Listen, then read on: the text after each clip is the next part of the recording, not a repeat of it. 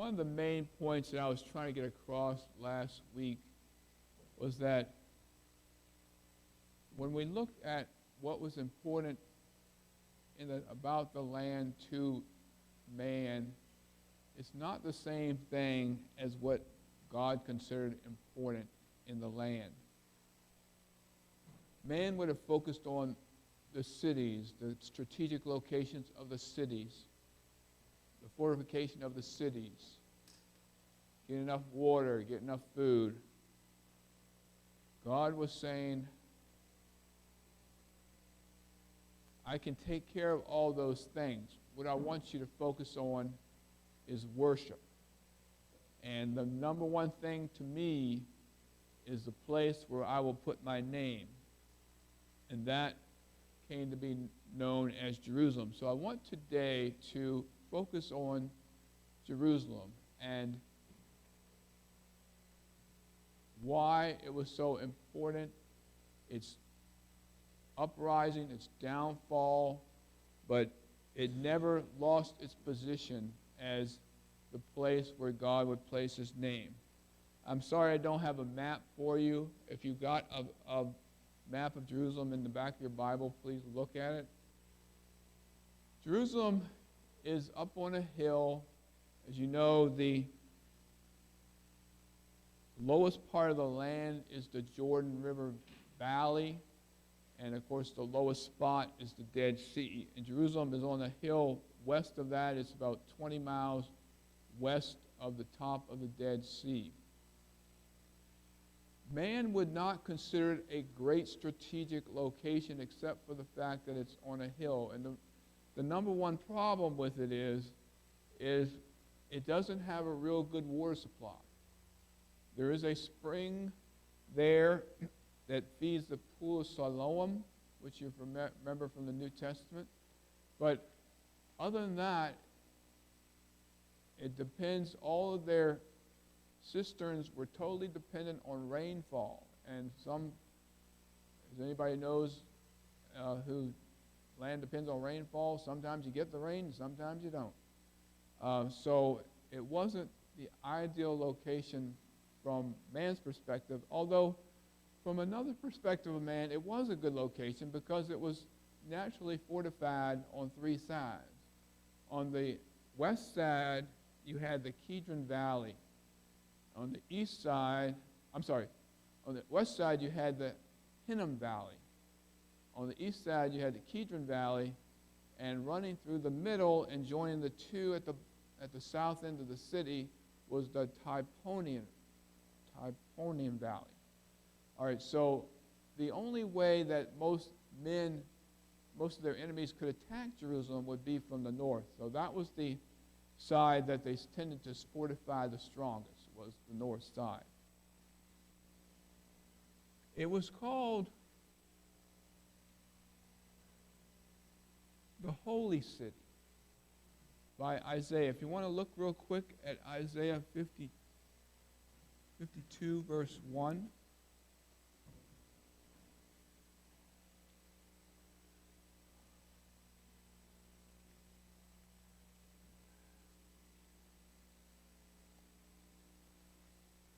Brian, when you get there, please read that.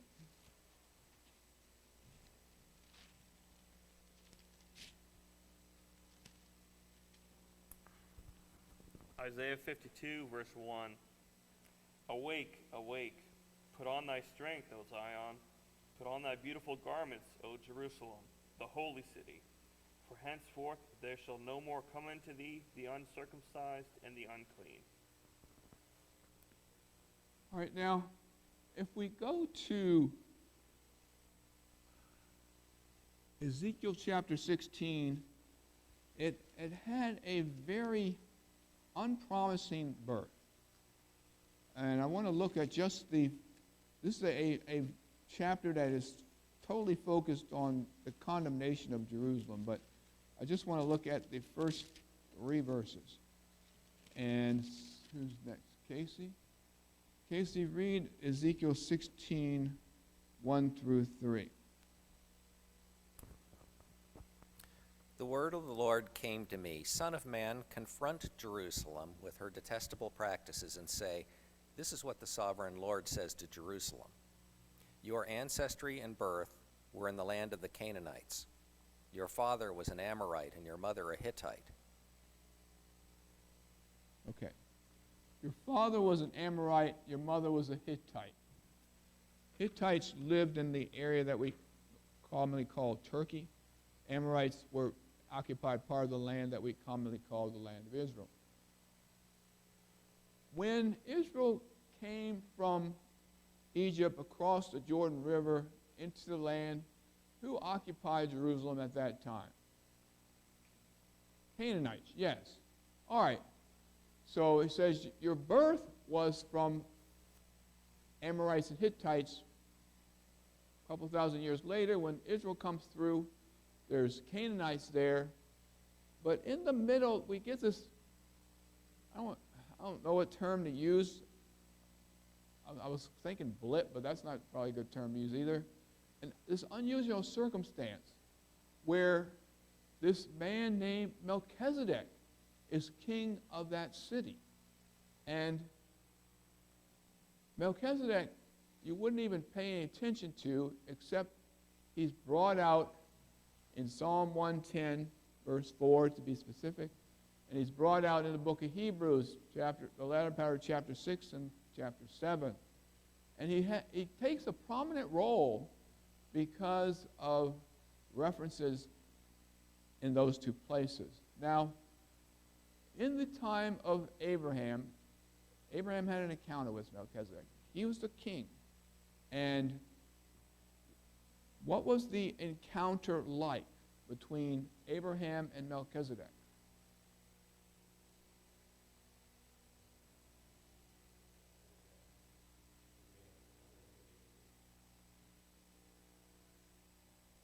Okay, that was the second part. What was the first part? No, he didn't protect him, no. He didn't help him fight. No, this is all after the fighting was done. He blessed Abraham. Right, he was a priest of the Most High God, and he blessed Abraham. And like Brad said, Abraham gave tithes to Melchizedek. So we got this righteous, he was as Rob says, this priest of the Most High God happened to be king of that city at that time. But we never read any further about the people of that city being associated with the Most High God. When, like I said, when Abraham, when the Israelites came up from Egypt, it was occupied by Canaanites, Jebusites to be specific.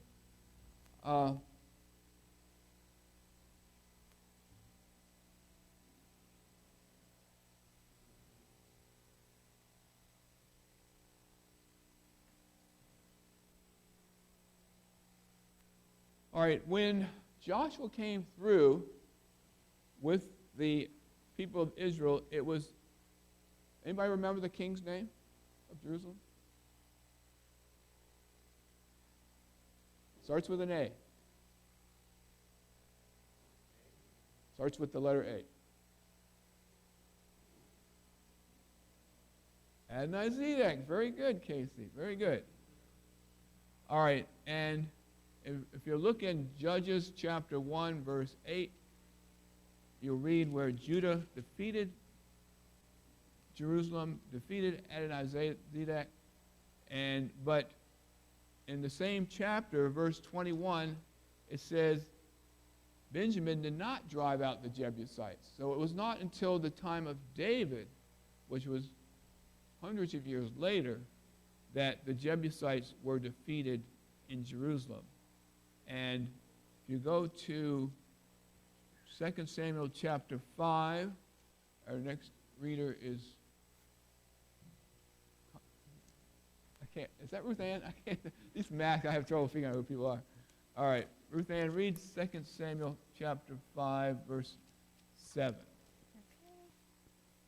Nevertheless, David took the stronghold of Zion, that is the city of David.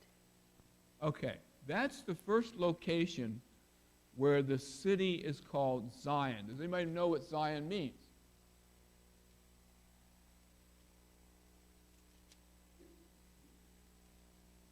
give you, we've discussed it already. It means fortress. And like I said, the city was naturally fortified on 3 of its 4 sides.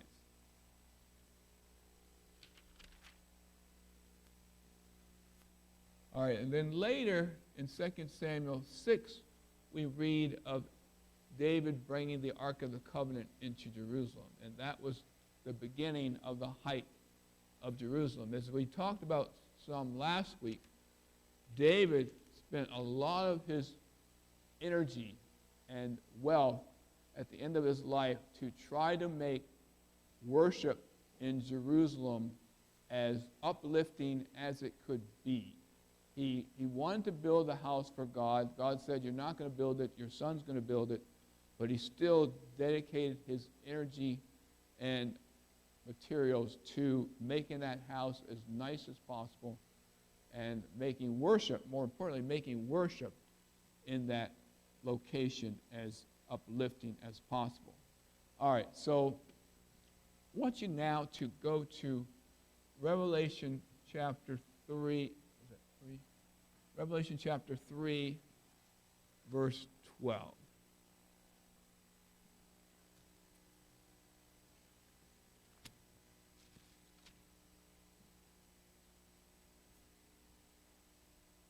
Wait a minute, that's not it. Let's see, is it 5? I can't read my own writing. Yeah, okay. It's Revelation 5, and let's go ahead. Connor, go ahead and read 9 through 12, please. And they sung a new song, saying, Thou art worthy to take the book and to open the seals thereof. For thou wast slain, and hast redeemed us to God by thy blood out of every kindred and tongue and people and nation. And hast made us unto our God kings and priests, and we shall reign on the earth. And I beheld, and I heard the voice of many angels round about the throne, and the beasts and the elders, and the number of them was 10,000 times 10,000, and thousands of thousands, saying with a loud voice, Worthy is the Lamb that was slain to receive power, and riches, and wisdom, and strength, and honor, and glory, and blessing. All right, on Thursday night, I had the pleasure of hearing Brother Daniel Gatanis speak on Handel's Messiah. I'm sorry more y'all weren't there because it was really, really well done. And one of the, what he did was he would talk. Handel's Messiah was divided into 3 parts, so it's about 10 sections to each part. And Daniel would talk about a section, and then he would play it. And he said if you listen to the whole Handel's Messiah, it takes about 2.5 to 3 hours, so we didn't try to do that. But this is one of the verses from that he brought out from Handel's Messiah, was verse 12. Saying with a loud voice, Worthy is the Lamb that was slain to receive power and riches and wisdom and honor and glory, and strength and honor and glory and blessing. Where have you seen those qualities mentioned before? I'll give you a hint. Old Testament. This is what they sing to the Lamb that was slain. You are worthy to receive power, riches, wisdom, strength, honor, glory, and blessing. Where have you seen this before? Not Isaiah. You would think it's Isaiah, and maybe it is, but that's not what I'm thinking. If you can find it in Isaiah, I'll stand corrected.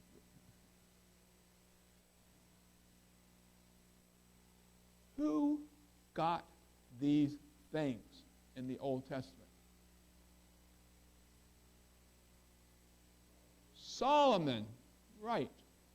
All right. Go to, all right, David, can you give us a little background to that before I send you to the reference? The Lord said, ask what you want and I'll give it to you. And and Solomon asked for wisdom to discern so that he could rule the people justly, or something to that effect. And God was so pleased with that, he said, because you've asked for that, I'm going to give you all these other things. Right, all right. Now, that's very good. All right, so now turn to 2 Chronicles chapter 1, verse 12. And I think we're at Nicholas. Nicholas, read 11 and 12, and you'll hear just what David said. God said to Solomon, "Since this was in your heart, and you have not requested riches, wealth, or glory, or for the life of those who hate you, and you have not even requested long life, but you have requested for yourself wisdom and knowledge, that you may judge my people over whom I have made you king. Wisdom and knowledge are given to you. I will also give you riches, wealth, and glory, unlike what was given to the kings who were before you, or will be given to those after you." All right, so there you see it in verse 12. Wisdom, knowledge, riches, wealth, honor. A lot of those same qualities or same blessings promised to the Lamb that said you're worthy of in Revelation 5 are bestowed on Solomon at the beginning of his reign. Now, so Solomon had these blessings. He had, in a short time, he had the temple. In my opinion, and you can disagree with me, but I'm going to say it anyway, his situation at the beginning of his reign was similar to Adam's situation when he was placed in the garden. Everything was set up for the development of a good spiritual relationship with God.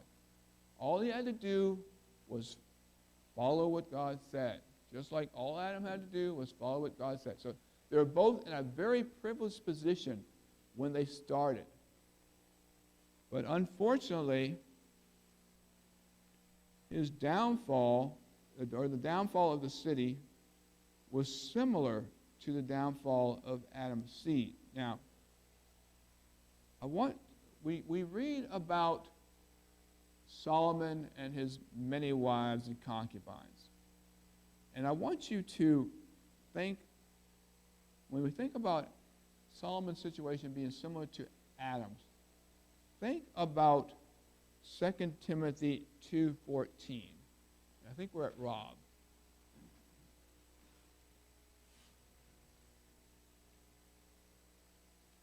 Second Timothy 2:14.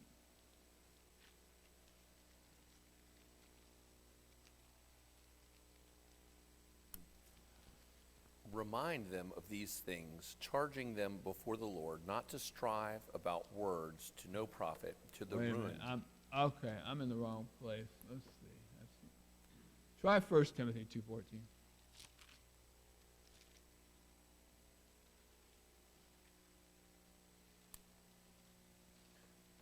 And Adam was not deceived, but the woman, being deceived, fell into transgression.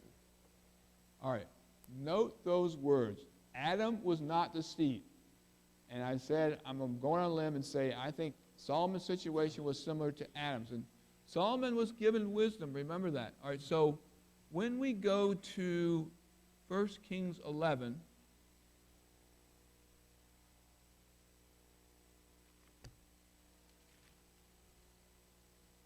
all right, let's see.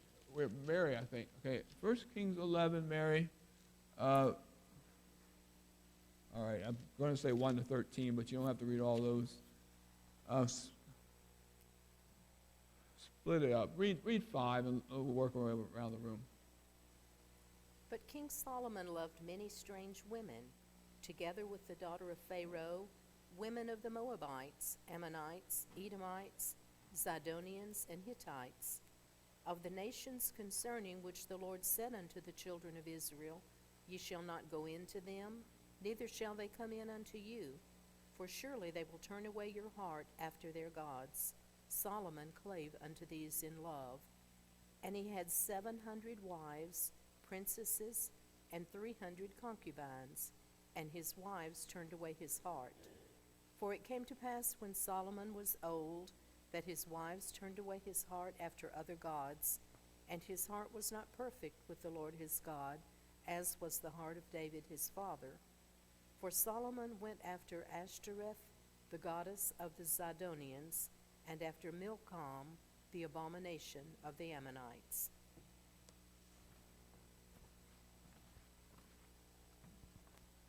Solomon did what was evil in the sight of the Lord, and did not follow the Lord fully, as David his father had done. Then Solomon built a high place for Chemosh, the detestable idol of Moab, on the mountain which is east of Jerusalem, and for Molech, the detestable idol of the sons of Ammon. Thus also he did for all his foreign wives, who burned incense and sacrificed to their gods. Now the Lord was angry with Solomon, because his heart was turned away from the Lord, the God of Israel, who had appeared to him twice.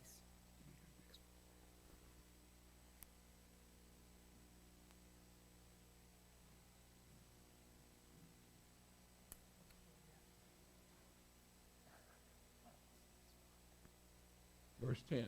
Verse 10. And had commanded him concerning this thing, that he should not go after other gods. But he did not observe what the Lord had commanded. So the Lord said to Solomon, because you have done this, and have not kept my covenant and my statutes, which I have commanded to you, I will surely tear the kingdom from you, and will give it to your servant. Nevertheless, I will not do it in your days, for the sake of your father David, who will tear it out of the hands of your son. However, I will not tear away all the kingdom, but I will give one tribe to your son, for the sake of my servant David, for the sake of Jerusalem, which I have chosen. All right. So when you see in verse 4 that his wives turned away his heart after other gods, I don't think he was deceived by what his wives were doing. I don't think he was blinded by his love for his wives. I think he knew exactly where this would take him, or take the city. And this was the beginning of the downfall of the spirituality of Jerusalem that David had worked so hard to build up to a very high level. And I think, although Solomon didn't live to see it, like Adam lived to see a lot of his descendants, the downfall seemed to be similar. The downfall of the city, the spirituality of the city, seemed to be similar to the downfall of Adam's seed. Go to Genesis 6.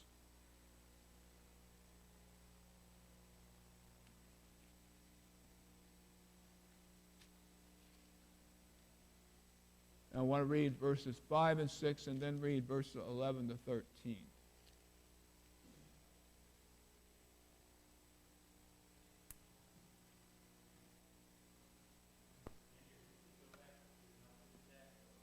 No, I wasn't. If you have something you'd like to say about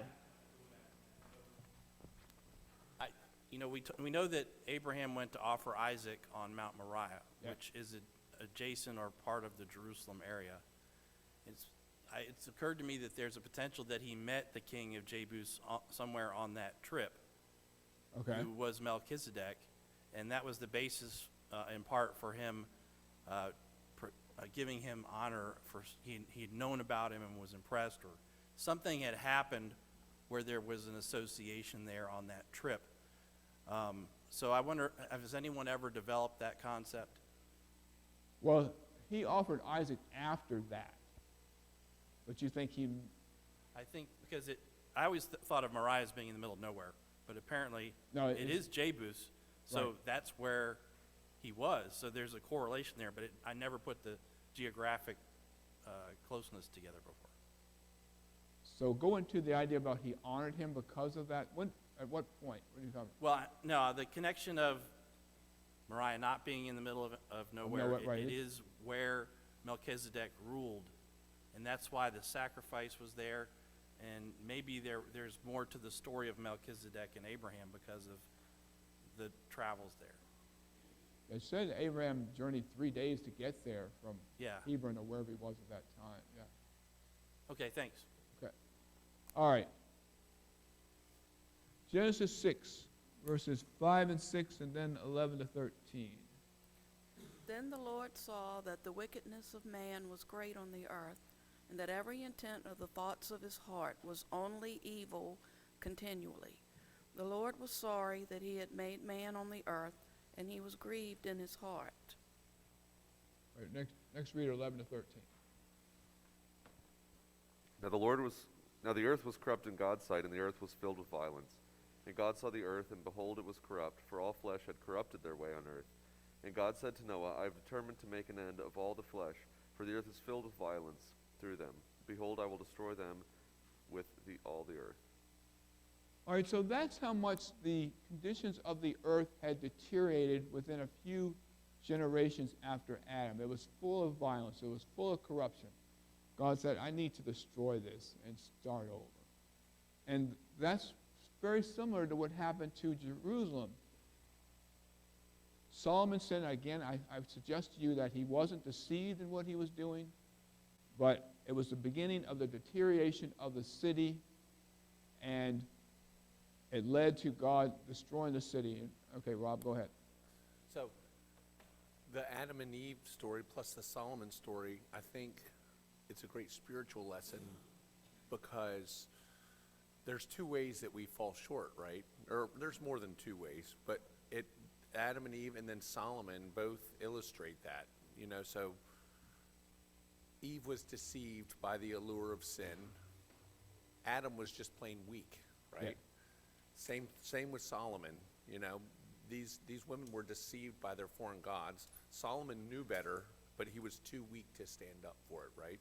Right. So it shows the two ways where we either led down the wrong path subtly and deceived in our own mind. We deceive ourselves that this is the right path, or we're just too weak to stand up for God's standard. And it's we can say, I know where it's going to take me, but I'm going to go there anyway. Yeah, or I can handle this. You know, I don't have the strength to lead my wife, or my wife doesn't have the strength to lead me in the right direction because we fear conflict or things of that nature. So we have to be strong, especially if you've agreed to a standard. And so that's the mistake that Solomon made, is he didn't have the agreed upon standard that they were going to follow God's ways within his marriages. Yeah, I think you're entirely right that they never had a mutual agreement they're going to both follow God. It's like the Pharaoh's daughter, he built her a separate house, but I think these women were going to stick with their gods that they grew up with, and too bad about him. And he just caved into and said, okay, I'll let you. And that's a very good point.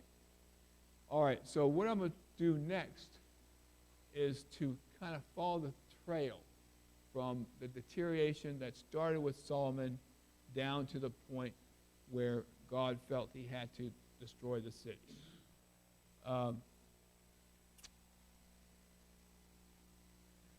Go to 2 Kings chapter 16. This is Ahaz.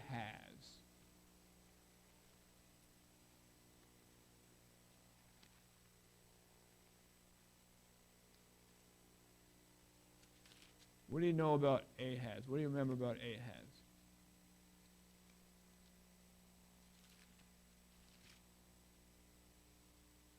A couple of things should stand out in your mind about Ahaz. Does anybody have a couple of things? Any one thing that stands out in your mind? We'll talk about both of them. All right. 2 Kings 16, verse 3.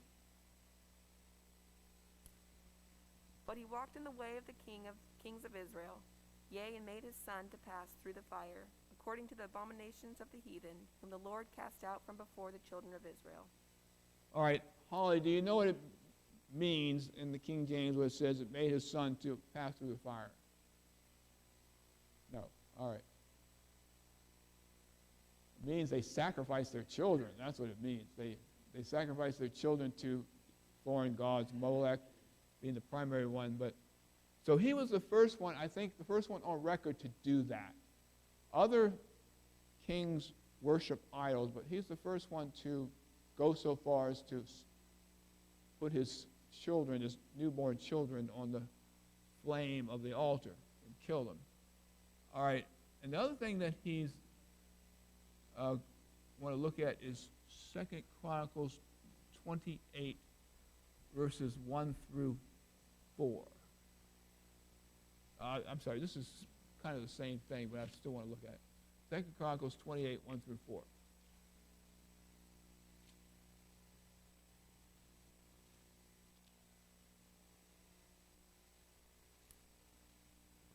Ahaz was 20 years old when he began to reign, and he reigned 16 years in Jerusalem, and he did not do what was right in the eyes of the Lord, as his father David had done, but he walked in the ways of the kings of Israel.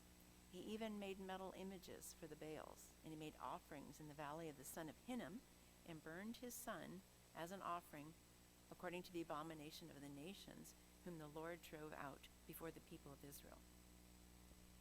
And one more. And he sacrificed and made offerings on the high places, and on the hills, and under every green tree. All right, so he made images for Balaam. He offered his children in the fire. It sounds like he did more than one child. And he sacrificed and burnt incense in the high places. And that would have been to other gods, not the true God. All right, the other thing that he's famous for, yes, ma'am. Okay.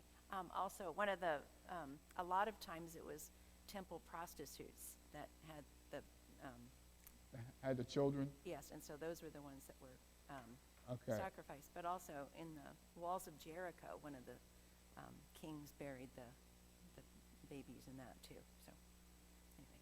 So, all right, say that about Jericho again. In the walls of Jericho, one of the kings buried the remains of their son in that. Buried him in the wall? Yes. Wow. Oh. All right, go to 2 Kings chapter 16, verses 10 through 16. This is the other thing that Ahaz is well known for. 2 Kings chapter 16, verses 10 to 16. And King Ahaz went to Damascus to meet Tiglath-Pileser, the king of Assyria, and saw an altar that was at Damascus. And King Ahaz sent to Urijah the priest the fashion of the altar and the pattern of it according to all the workmanship thereof. And Urijah the priest built an altar according to all that the king Ahaz had sent from Damascus. So Urijah the priest made it against King Ahaz, came from Damascus. And when the king was come from Damascus, the king saw the altar, and the king approached the altar and offered thereon. And he burnt his burnt offering and his meat offering, and poured his drink offering, and sprinkled the blood of his peace offerings upon the altar. And he brought also the brazen altar which was before the Lord from the forefront of the house, from between the altar and the house of the Lord, and put it on the north side of the altar. And King Ahaz commanded Urijah the priest, saying, Upon the great altar burn the morning burnt offering and evening meat offering, and the king's burnt sacrifice and his meat offering, and with the burnt offering of all the people of the land, and their meat offering and their drink offerings, and sprinkle upon it all the blood of the burnt offering and all the blood of the sacrifice. And the brazen altar shall be for me to inquire by. Thus did Urijah the priest according to all that King Ahaz commanded. All right, so the background of this is he'd gotten the assistance of the king of Assyria to fight maybe Israel. And the king of Assyria, after it's all over, he says, all right, I want you to come up to Damascus and meet me. So he does that, and he sees this altar that the king of Syria was using, and he said, I like that look of that altar. And so he has his people in Jerusalem make an altar just like it. And he says, we're going to offer our offerings on that altar, not this plain altar that we've been using for years and years. And so he stopped using an altar that God had given the specifications for and started using an altar that looked good to his eyes. So that was a further deterioration of what was happening in Jerusalem. And I think Brad wants me to stop pretty soon. I'll wait till he calls me down. All right, so who was the son of Ahaz, this wicked king Ahaz? I'll give you a hint, he was good. Hezekiah. Hezekiah was his son. But then Hezekiah had his own son. He had many sons, of course, but he had his own son who succeeded him on the throne, and that was Manasseh. Remember when Hezekiah asked God to extend his life because he was sick and was being told he's going to die? Well, God extended his life 15 years, and during this 15 years, this child Manasseh was born. And when Manasseh got to be king, he reversed everything good that Hezekiah had done. And I want to read 2 Chronicles 33, 1 through 10, if we don't get... Brad, are you ready for us to stop? Okay. We'll stop. We'll read this and then we'll stop. All right, 2 Chronicles 33, 1 through 10. And we can split it up into two readers.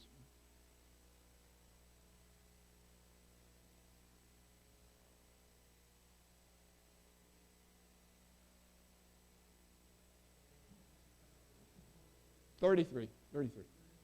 1 through 10, yes. 2 Chronicles 33, 1 through 10.